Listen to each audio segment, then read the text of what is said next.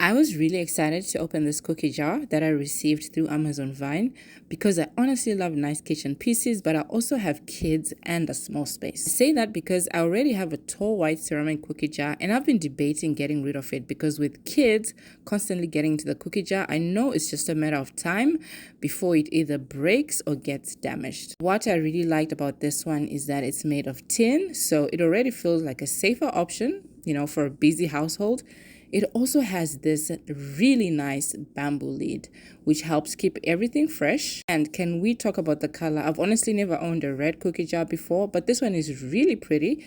It stands out without being too much, and it looks really nice on the counter. The size is perfect. It doesn't take up a lot of counter space, which I appreciate because my old one was pretty bulky.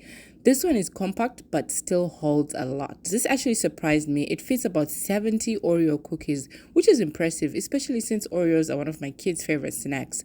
I was worried it wouldn't hold much, but it definitely does. It's also built to resist rust and scratches, so it feels durable and easy to maintain.